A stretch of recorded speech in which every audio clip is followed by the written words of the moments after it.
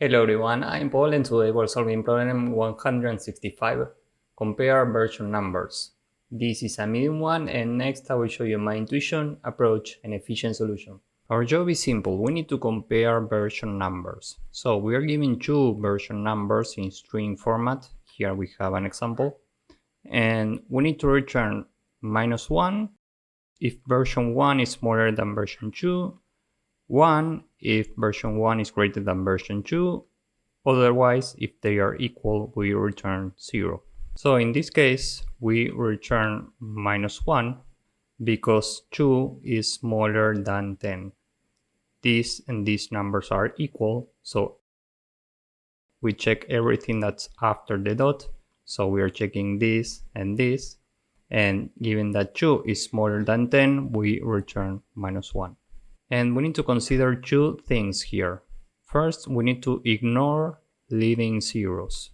So if we are given this input, this and these numbers are equal, so now we check everything that's after the dot, meaning this and this.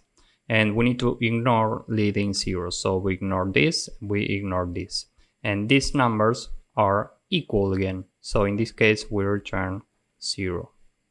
Okay? And this is a simple problem to solve because when we compare these two numbers, we are transforming each of these into an integer. And when we transform a string with leading zeros to an integer, we have a number without leading zeros. So we transform this into an integer and we get 1.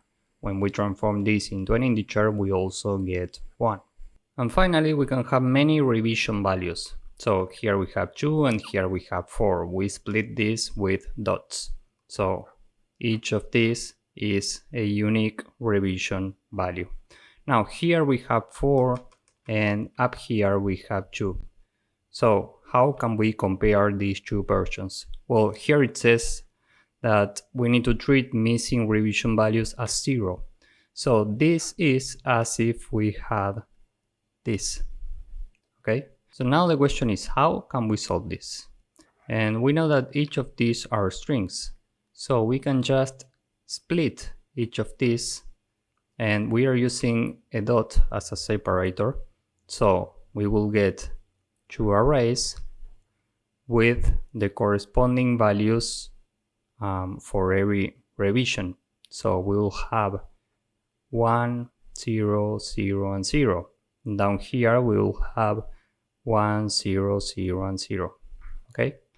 And now we are iterating these two arrays from left to right, and we are checking what is the greater value at each point.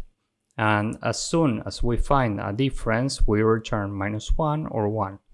So, for example here, 1 is equal to 1, so we continue. Next, 0 is equal to 0, so we continue. Next, 0 is equal to 0, so we continue. And next, 0 is equal to 0. So the conclusion here is that these two versions are equal, so we just return 0. Now going back to this example, we do the same. We split each of these and we use a dot as a separator. So we get these two arrays.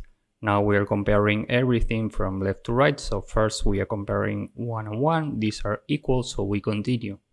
And now we are comparing 2 and 10. 2 is smaller than 10, so we can just return -1 in this case.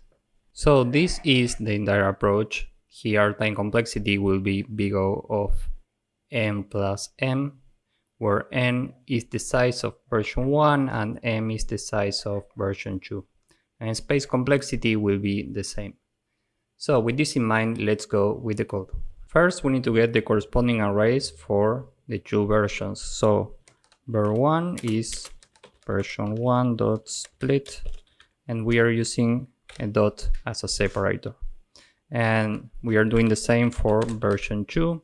So this is 2, this is 2. Next, we can iterate every position, meaning every revision. So for I in range, and we are taking the maximum among the length of version 1 and the length of version 2. And First we'll say v1 is version 1 at I if I is smaller than the length of version 1. Okay, else we need to use number 0. This is in the problem description.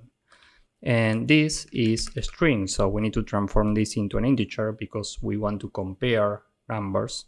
So here we use int. And we are doing the same for v2, so we can copy this. And this is v2, version 2, and version 2. Now we can just say if at any point v1 is greater than v2, we just return 1. And if v1 is smaller than v2, we just return -1. And if we reach the end of this loop and we don't return anything, this means that the versions are equal, so we just return 0. So this is it for the code. Now let's submit this and see if it works. As you can see, this works and it's very efficient. So this is it for the code. If you found this useful, please drop a like, subscribe, and see you in the next one. Bye bye.